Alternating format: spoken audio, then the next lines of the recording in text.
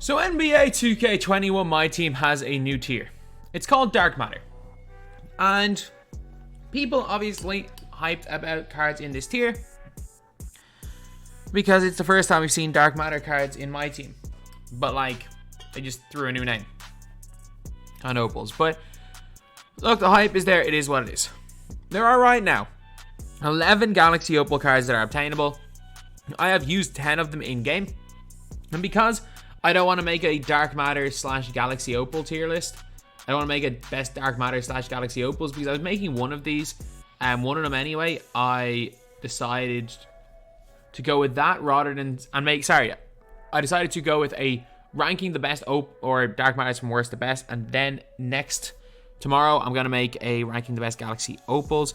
Then it's going to be best pink diamonds, then diamonds, and then to end out the month, it is going to be amethysts and rubies. So yeah, that is pretty much it, lads. But if you guys are new to the channel, before we get onto it, and if you enjoy MyTEAM content, subscribe. We are trying to get 240,000 subs as soon as possible. Right now, we're about 750 off as of right now, so it's close. It's close. Like, it's looking like we could pull off the miracle and like hit it by the end of this weekend, which would be nuts. But again, that's just a crazy goal. We are still going for the end of the month. I'll be delighted if we can hit it by then. Anyway, I do really appreciate all the support in the channel recently, but let's get on to it. So, of the Dark Matter cards in this game, there is one Evo card, Evo Mel Daniels, Taco Fall, Michael Jordan, Derrick Rose, Michael Jordan again, Tracy McGrady, J.R. who is unattainable, Pete Maravich, Zion Williamson, Kevin Garnett, Zion again, and Kareem Abdul-Jabbar. Again, I have not used any of these guys in my full rotation, but at the same time, my opinions of cards, I very rarely, like, there are very few cards that I will use like in more than 10 games in any given year in my team, just because of the fact that the way I play, the amount I rotate squads, things like that, and that's just the way I get enjoyment out of the game. So I've used all of these cards apart from Taco, but I think I can get a general feeling of Taco, knowing how the card plays, knowing how the game plays. I've used every one of these. Didn't get to put out the Maravich video yesterday because too many people had Maravich videos. I just thought there was just no point. So, yeah, anyway. At number 11, this one may shock you. Derrick Rose. 99 offense, 99 defense overall, 6'3" with a 6'8" wingspan. Got like range extender, clamps. He's a good dunker. His release is decent. He's got Pro 2 escape, Pro 6 behind the back. And again, all of these cards are really good, by the way. All of these cards are really good. It's just, there are guys like, for example, Magic Johnson that he really struggles to deal with. And now with like Tracy McGrady coming out of the 2, it's just going to be tough. Like, it is very, very tough for Derrick Rose to match up to anybody. And it's just the time of year in 2K. Small point guards get gradually worse as the game goes on. And it's like Opal Derrick Rose from last year, that, yeah, he came out at the end of February, but by the end of March, no one was even thinking about that card. And it's kind of like that with this one here. It's just a pity. It really just is a pity with Rose that we got a Rose this good at a time where small point guards really aren't the best. And there are like 4 or 5 better point guards in this guy. He's arguably better than Wall, but I still think that he is lowest on my Opal list. At number 10, we have got Taco Fall. So you guys might be saying, why do I have Taco Fall this high on the list? He's got moderately good speed, moderately good lateral quickness, gold clamps, and lads, and a moderately good 3-ball. And lads, the dude's 7'5" with an 8'2" wingspan. Yao Ming only is 7'6" with 7'5" wingspan. So like, we thought Yao Ming was unstoppable in the post. Dude's got Hall of Fame deep hooks and Hall of Fame pro touch. Like, if you guys know anything, you guys know he's literally, like, you will need either Taco Fall, Yao Ming, or Mark Eaton. Nobody else is guarding him in the post. Yes, he's a little bit of a liability on defense, but he's not enough of a liability. Like, there are certain cards that they're like so much of a liability, like Yao Ming. Yao Ming's 68 speed is too slow. Like, again, you put D'Antoni in a speed shoe on this guy, and his speed goes into the mid-80s.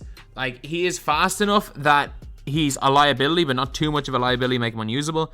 And he doesn't suit everyone's playstyle.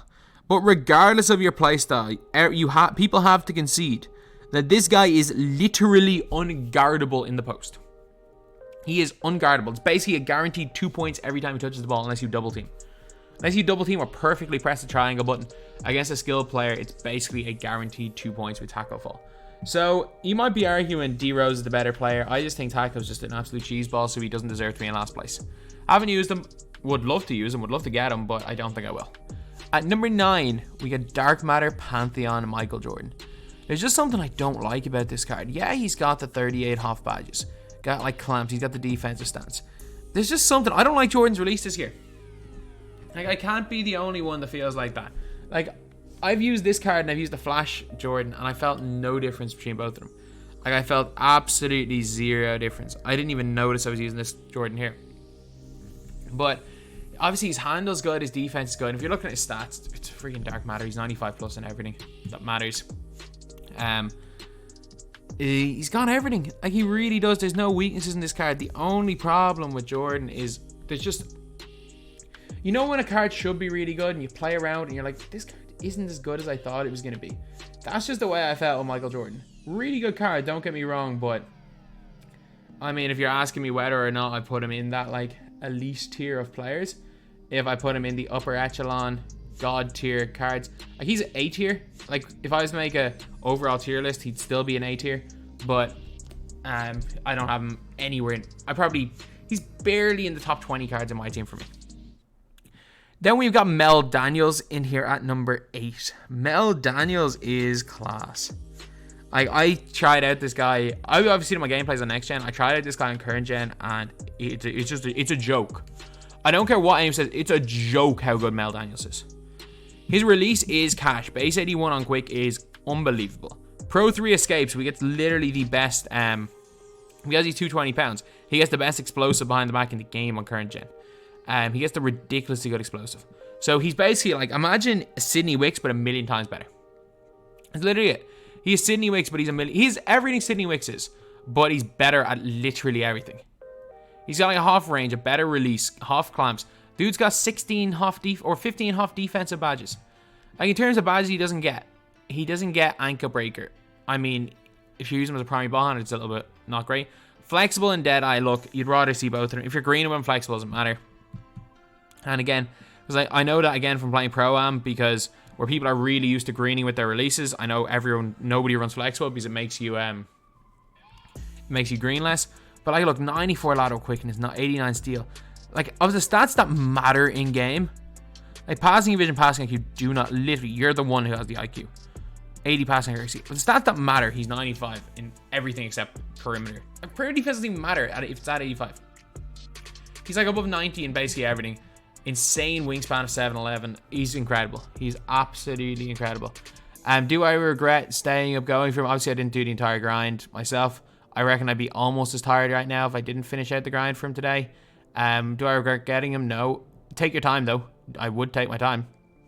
So, he is in here at number 8. At number 7, we have got Pantheon Zion Williamson. So, he's basically just Jordan with a better release. That's it. Like, he's a lefty Jordan with a better release. Yeah, he can't play at the 2, but in my opinion, his release puts him ahead. Like, Kobe base on quick is, in my opinion, a lot better than Jordan base. Both of them can curry, both of them have similar dribble sigs. Both of them very similar stats, and both of them have gold range, so he's literally just slightly better Jordan. So he is going in here at number 7.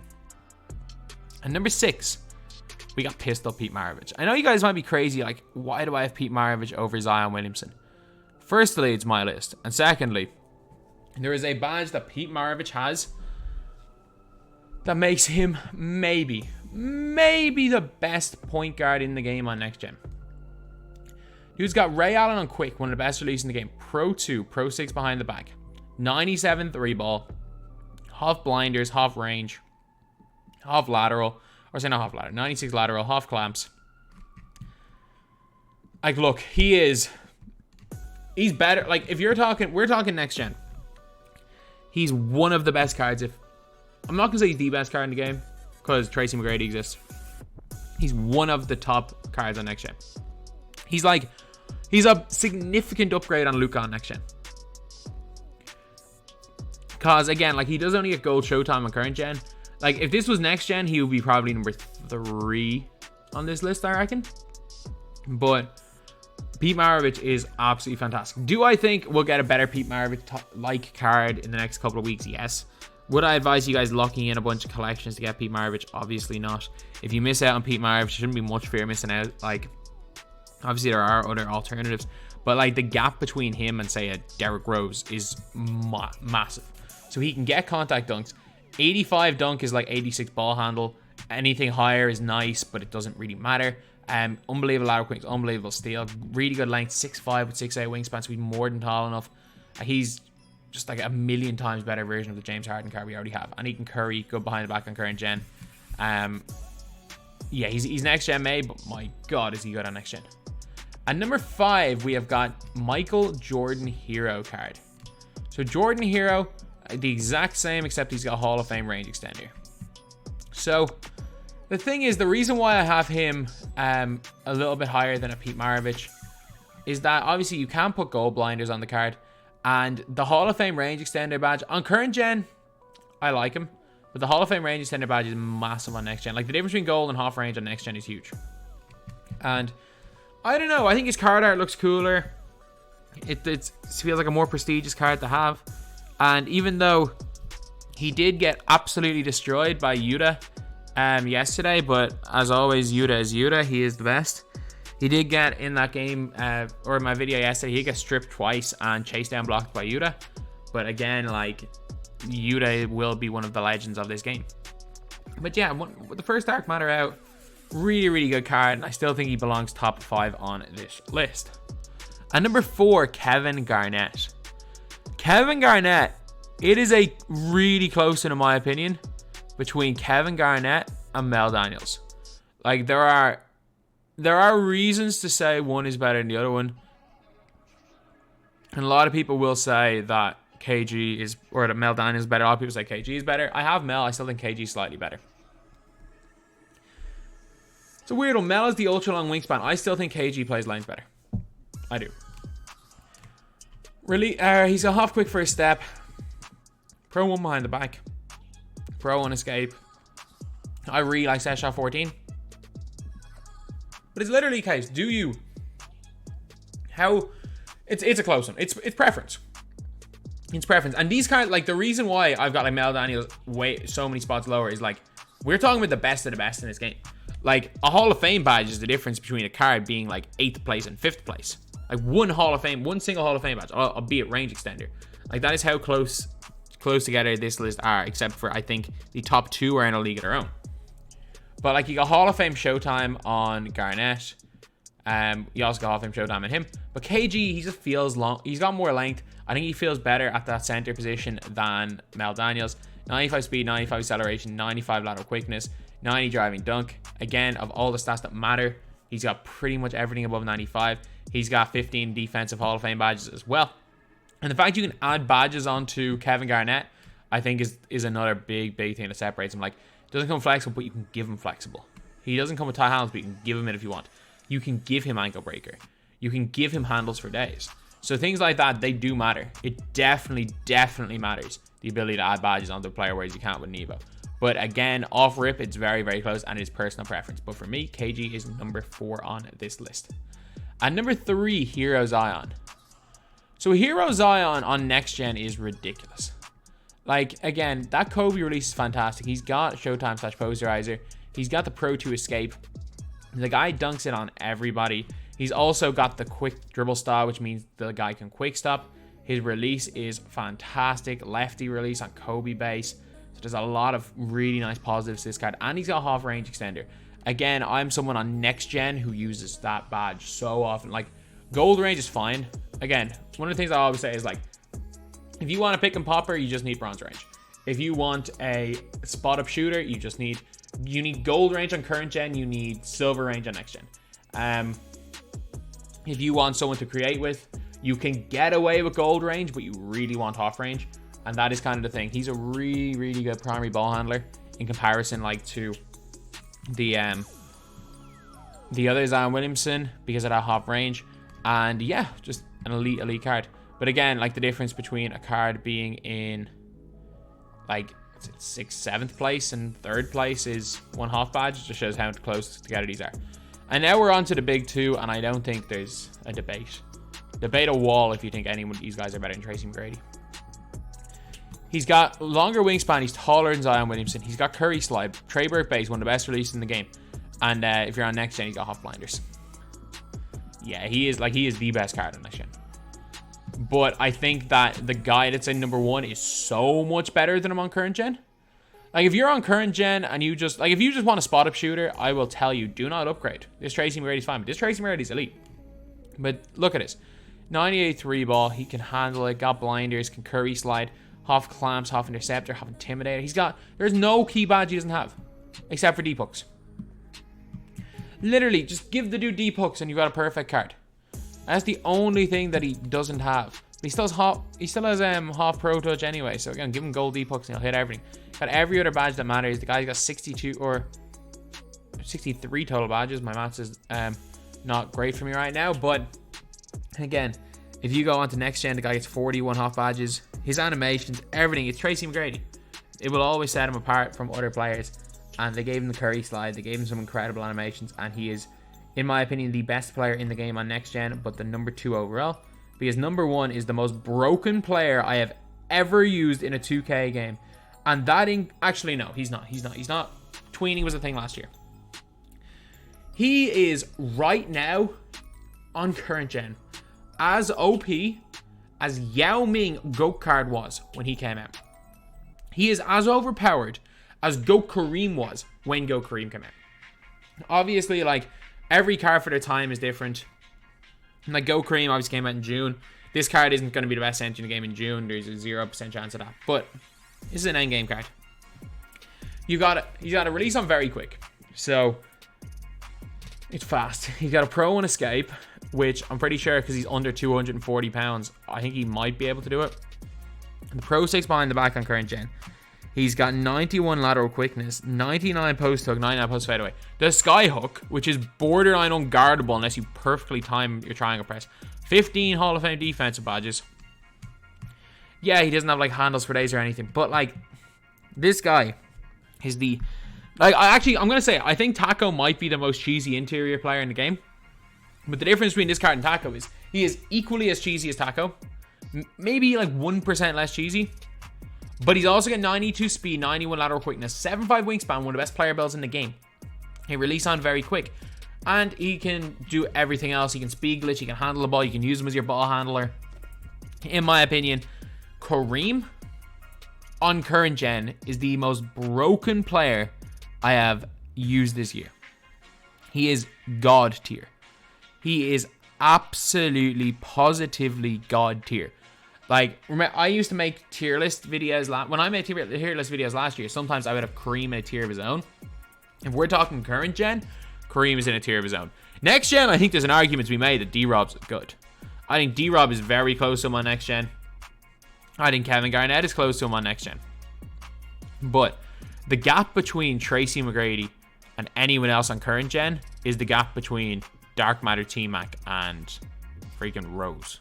Like, that's how big a gap there is.